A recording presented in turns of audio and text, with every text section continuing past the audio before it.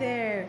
This is Sally, the language sensei, the language boss, and this is the lingual family on the Primmer Language Institute. Today we'll be meeting someone, his name is Etim Michael, who speaks intermediate Mandarin. If you don't know what Mandarin is, that is one of the languages in China, their own lingua franca in China.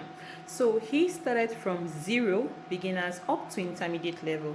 What that means is that he can speak Mandarin just as well as I can speak English to you right now. Let's hear of his experience. How did he do it? It sounds impossible, right, in an English-speaking country, but it is possible at Primmer Language Institute. Come on, let's go and hear from Etim Michael.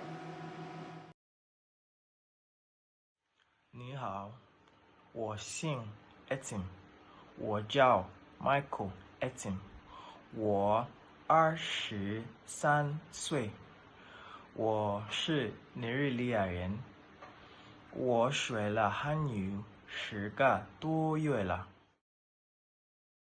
So what motivated me to start learning Mandarin was initially earlier this year. My father threw the idea open. I was like, oh, would you like to learn? It would be a good idea for you to pick up a second language. And I think Chinese is like a good one because it's not so rampant here in Nigeria. I just started doing my research. I found a school, and then I found Primmer, and then I made inquiries, and I started like in January. Advice I have for people that want to learn either Mandarin or any other new language, want to pick up a new language, it has to be consistency. You have to be doing it daily. You should also try to get like pen pals or find a native speaker. It doesn't matter how bad you sound initially.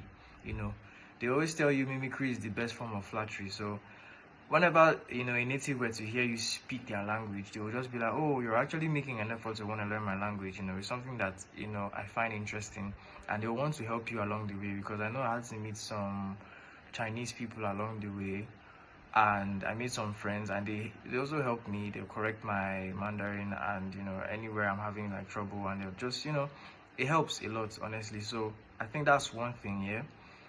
Try to meet new people, and the consistency in like studying, make it fun for yourself. Go online, go on TikTok, most especially. They are very creative with the language and all that on TikTok, and people that are trying to teach you too just give you some hints, some tips and all that. Go on YouTube, learn, make it a daily thing.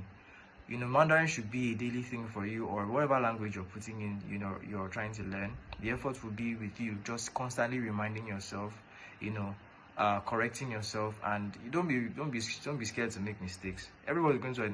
There's no perfect way for you to just you start learning a language, and then you're perfect at it. It's just not possible.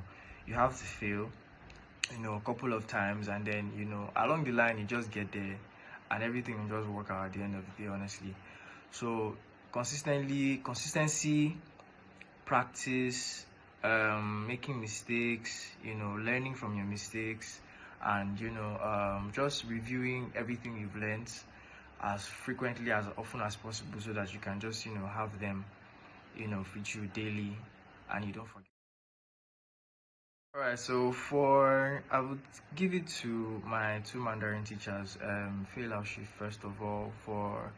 I know she was really patient when I was learning, and she really take her time to make sure that I understand and everything. And she would she sent me videos, send me pictures, help me prepare for like my exams and everything. And yeah, it was really helpful, really encouraging. Then secondly, Miss Shula. She really took her time when I was doing my level 3 and my level 2.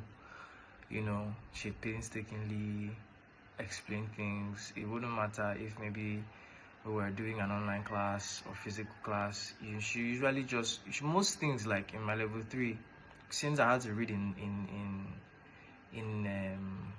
I had to read the characters. I started reading the characters and writing the characters. I had to write like a lot.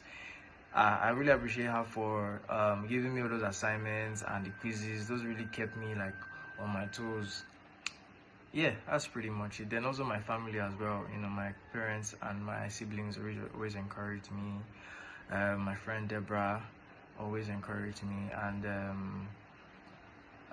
Lauren, I have a friend, Lauren, she's in China. She also encouraged me to finish it, and it was a really lovely experience, honestly.